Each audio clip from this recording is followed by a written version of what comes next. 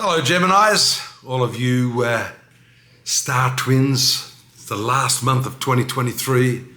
I'm here to talk to you a little bit about what's going to happen in this closing chapter of the year, which for many has been a pretty strange one. I mean, we've had a few very, very weird years, but for you we see some important transits, especially in your 7th house, the western part of your horoscope, relating to your most intimate relationships, partnerships, and the combination of the Sun and Mars and Mercury there can make for a rather explosive, maybe dynamic, but possibly explosive interaction with others.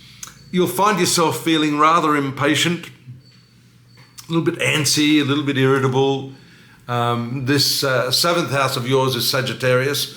So the movement of these fiery planets in that fiery sign indicate a need to, seek out adventure, exploration, to do new things with your partner, to boldly go where no Gemini has gone before. This is about finding deeper meaning in your relationships. The combustion, that is the burning up of the energy of Mars because it's too close to the rays of the sun, tells us a lot about the fact that you may be rather drained in your relationships now. Being drained, you may still pursue a combative stance, and that is not advisable.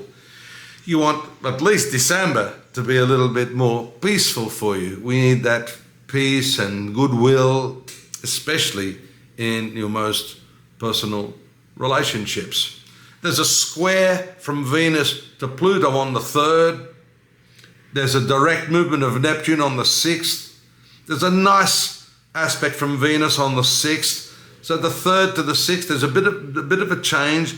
But Venus for you is ruling your 12th house of secrets, expenses, and Pluto is well known for its temptation. This could be a very, very explosive retail therapy month. It's Christmas and all. Watch that credit card.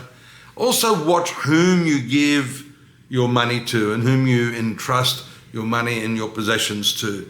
There may be a cycle where you somehow feel compelled to spend more than you actually have to on gifts. Speaking of Christmas and gift giving. And you must remind yourself that it's not necessarily the value of the gift, the cost of the gift, so much as the intention behind it, feeling behind it. Good things do come in small packages.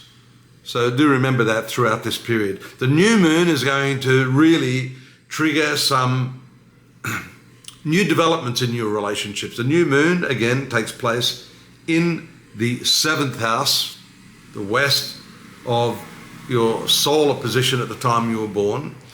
And that, I think, is a good omen for you, Gemini, because it shows us that you're going to be able to perhaps navigate through this combative, fiery sort of combination of planets. New moon is one in which you are able to see a new perspective, able to start with a new slate, open the book and turn the page to a new chapter. For some of you, it may mean that you're starting to realize that perhaps the relationships that you've had have served their purpose now.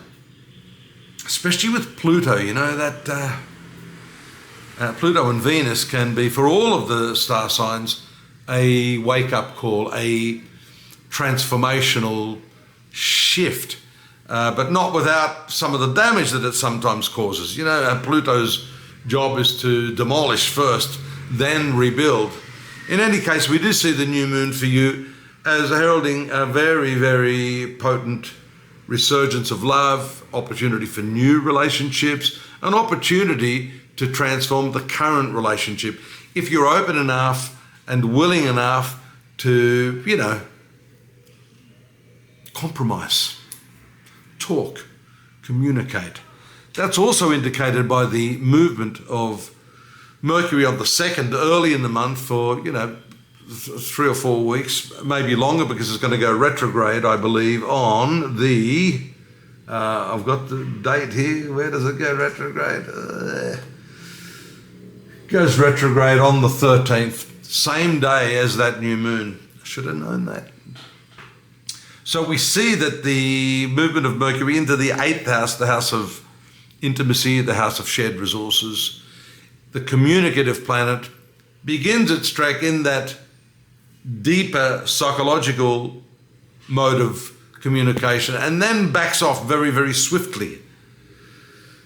So it may mean that although you are, open to communication, both of you are open to communicating and negotiating your way through some of the problems, you may have to go back over some old ground to really get to the heart of what's going on in the relationship. Full moon on the 27th, a couple of days after Christmas. That's preceded by Venus opposite Uranus. Again, these are the 12th house significations and also the 9th house. So 12th house is expenditure, it's long distance travels, and the hard aspects here usually indicate something sudden or abrupt about the nature of those events. Keep your wits about you. You don't need to spend big. You need to just be moderate in the way you approach your relationships, the way you approach your spending, and the way you approach your family on Christmas dinner. Because that's, that's the hotbed. That's where things can really get explosive, if you know what I mean. Last few days, the square of Mars to Neptune. Be a little careful with alcohol at that time. The Mars square Neptune is a trigger for overdoing alcohol consumption, drugs, medications, and that can indicate allergic reactions even to the most innocuous of foods. So just test the waters if you're trying new stuff, new alcoholic beverages, so on and so forth. That will ensure a happy, peaceful Christmas, which I did want to wish you all. Also, thank you for taking the time to tune in here each month to listen to my astrological ramblings. But wait, there's more at astrology.com.au, the chronological monthly forecast. You can get that there. Don't forget too that I'm getting ready to upload the yearly forecast for 2024. Check in on that. And don't forget to subscribe. Drop me a line if you want to. I'm here available for readings to tell you what's happening to you personally from your own personalized horoscope for the coming 12 months. I look forward to it. I look forward to you coming in next month. Merry Christmas. Stay safe. Bye-bye now.